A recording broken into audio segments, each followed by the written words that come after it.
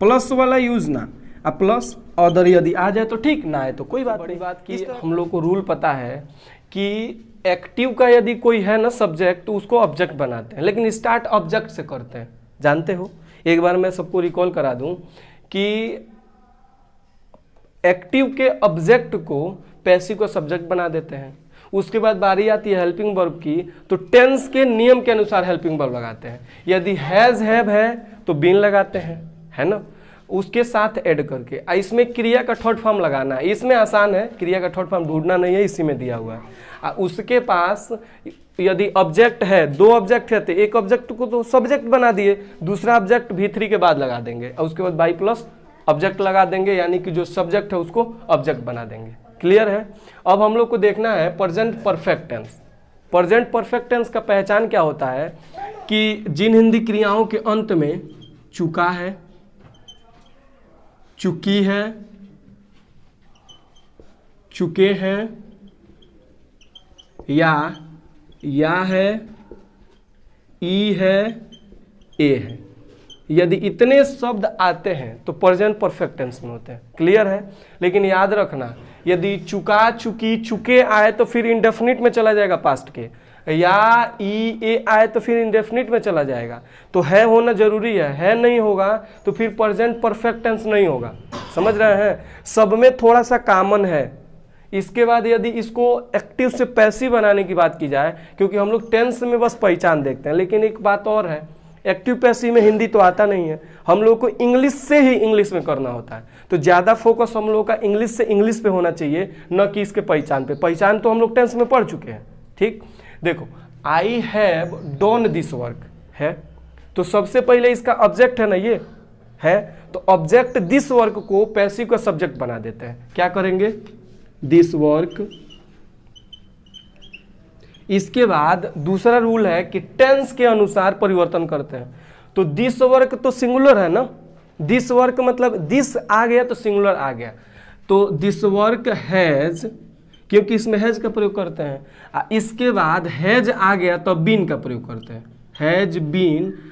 तब जाके जब हम टेंस के अनुसार हेल्पिंग वर्ब लगा लेते हैं तब V3 का प्रयोग। V3 मतलब क्रिया का थर्ड फॉर्म, क्रिया का third form present perfect tense में लगता है। परफेक्ट के जितने भी होते हैं, सिंपल वाले, कंटिन्यूअस वाले नहीं, उसमें V3 लगता है।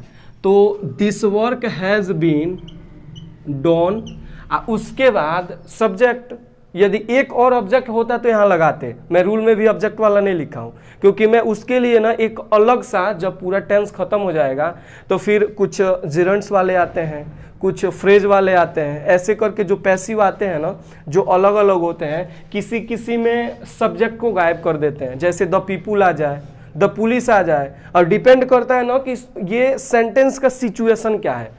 वी भी कभी कभी गायब कर देते हैं, बाई अस नहीं लिखते हैं, वो गायब कर देते हैं, सही भी हो जाता है। तो उस टाइप के जितने भी सेंटेंसेज है ना, उसको इसको खत्म करने के बाद मैं बताऊंगा। उसके बाद इम्परेटिव, ऐसे करके पांचों सेंटेंस को हम लोग खत्म करेंगे। तो डॉन, उसके बाद बाई मी, इस तरह करके this work has been done by me खत्म होता है। इसका रूल मैं पहले ही ऑलरेडी लिख दिया हूं, क्योंकि लिखने में टाइम लगेगा तो हमें ज़्यादा टाइम लगाना नहीं। तो सब्जेक्ट प्लस हैज या have plus been plus V3।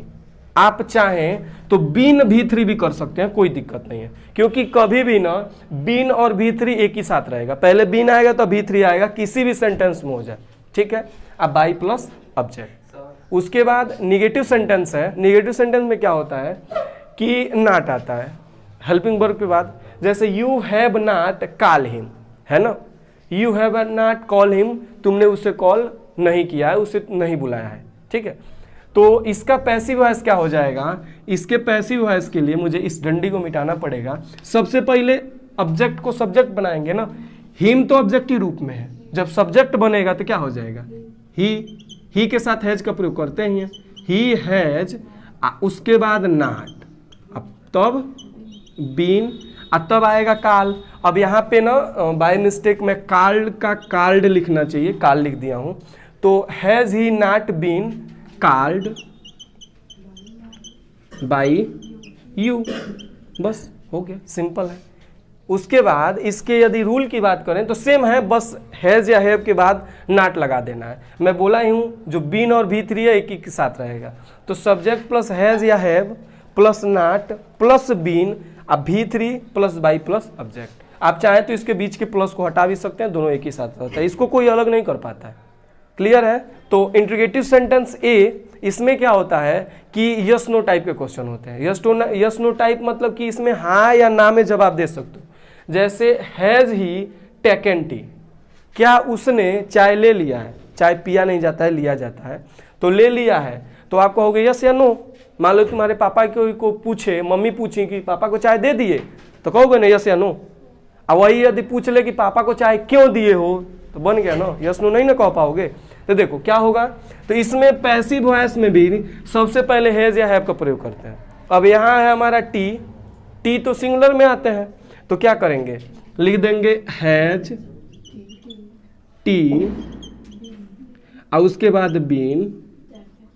अब बीन अब भी3 एक ही साथ रहना है, तो टेकन और उसके बाद बाय हिम। बहुत आसान है, बस इसके स्ट्रक्चर को समझना जरूरी है। ठीक है, इसका रूल क्या हो जाएगा, हैज या have plus subject plus been. अब सब्जेक्ट के बाद बीन, अब भी3, अब बीन अब भी3, फिर इसमें भी सेम आया। मैं इस बात को बार बार इसलिए बता दे रहा हूं ना कि ये स्ट्रक्चर दिमाग में बैठ जाए। सबसे ज्यादा लड़के बीन को ना इधर उधर करने में कर देते हैं, क्योंकि देखते हैं कभी सब्जेक्ट के बाद है, कभी हैज हैव के बाद है और कभी नॉट के बाद है, तो कंफ्यूज हो जाते हैं। तो करना इस तरह नहीं है, दूसरे मेथड से देखना। कहते हैं ना किसी कार्य को देखने का अलग अलग तरीका हो सकता है, नजरिया अलग अलग हो सकता है। ठीक, तो हमको भी3 से देखना है इसको, बस क्लियर है। बाई प्लस ऑब्जेक्ट आता है इंट्रोगेटिव प्लस नेगेटिव सेंटेंस एक ही बारी। इसमें क्या है कि सब्जेक्ट के बाद नॉट होता है। ठीक है, जैसे have I not taken T, क्या मैंने चाय नहीं लिया है? तो जब चाय नहीं लिया है तो क्या मैंने चाय नहीं लिया है, तो यस या नो बता सकते हैं। तो इसका पैसिव वॉइस क्या करेंगे, इसमें भी पहले हैज हैव लगाएंगे। अब हैज लगाएंगे कि हैव लगाएंगे, depended on your object. Object क्या है, टी ना, तो टी के लिए तो हैज लगेगा, हैज टी। उसके बाद नॉट है ना, तो सब्जेक्ट के बाद नॉट लगाना है, क्या हो जाएगा नॉट। उसके बाद बीन और उसके बाद टेकन और उसके बाद सब्जेक्ट है आई, तो क्या हो जाएगा बाई मी। क्लियर है? इसके रूल की बात करें तो हैज या have plus subject plus not plus been plus भी3, यहाँ प्लस ना भी रहेगा, काम चलियो। अब plus by plus object. By plus object जरूरी है, कभी बाई प्लस ऑब्जेक्ट लगता है, कभी विथ, कभी टू, कभी एट, तब सबकी जगह नहीं ना लिखेंगे, बस बाई लिख दिए, उसका एक अलग ही मैं सेशन बना दूंगा, फायदा होगा। इसके बाद इंट्रोगेटिव सेंटेंस बी में बाई यस नो दे के जवाब नहीं दे सकते हो, मार के मुंह हाथ फोड़ देंगे सब, बताना पड़ेगा कारण। जैसे why have you spoken the truth, why have you, तुमने सही क्यों बोला है। अब देख लो, सही क्यों बोला है, सच क्यों बोला है। तो बात क्या है कि अब मान लो किसी से झूठ बोलना था, ऐसा थोड़ी है कि झूठ बोलना खराब बात है, कभी कभी ना किसी के भलाई के लिए झूठ बोलना भी सही हो जाता है। तो वही कोई बोल रहा है कि तुमने सही क्यों बोला है, अब तुम कहो यस या नो, खींच देगा, वही जो उलट जाओगे। तो उसके लिए बताना पड़ेगा ना कि सिचुएशन ऐसी थी, चाहे जो भी। तो उसी तरह इसके लिए क्या होगा, क्वेश्चन वर्ड तो यही लगाना पहले। ठीक, तो क्या होगा पैसिव वॉइस में वाई, इसके बाद ऑब्जेक्ट के अनुसार क्या हेल्पिंग वर्ब, तो द ट्रूथ है ना ऑब्जेक्ट, तो वाई हैज द ट्रूथ। इसके बाद अपना क्या बीन ना, क्योंकि बीन क्या स्पोकन बाय यू, बस इस तरह करके इसको बना सकते हैं। इसके बाद इसकी रूल की बात करें तो क्वेश्चन वर्ड, जो भी क्वेश्चन वर्ड हो, वाट हो, वाई हो, कुछ भी हो, उसके बाद हैज या हैव। अब डिपेंड करता है इस सब्जेक्ट के अनुसार, ऑब्जेक्ट क्या है। सब्जेक्ट में लिखा हूं तो एक्टिव के ऑब्जेक्ट को सब्जेक्ट बना देते हैं, इसीलिए मैं सब्जेक्ट लिख दिया हूं।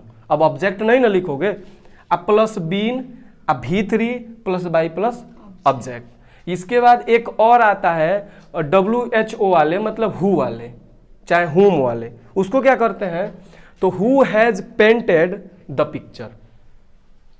पिक्चर को किसने पेंट किया है, किसने रंगा है, पता चल रहा है सब्जेक्ट क्या है। तो जब सब्जेक्ट ना पता चले तो इस ऑब्जेक्ट को ना उठाना, ठीक है, इसी को बना लेना, क्या, बाई हुम। अब यदि हु है तो बाई हुम कर लेना, और यदि हुम है तो हु कर लेना। तो बाई हु मत करना, तब क्या करना, केवल हु।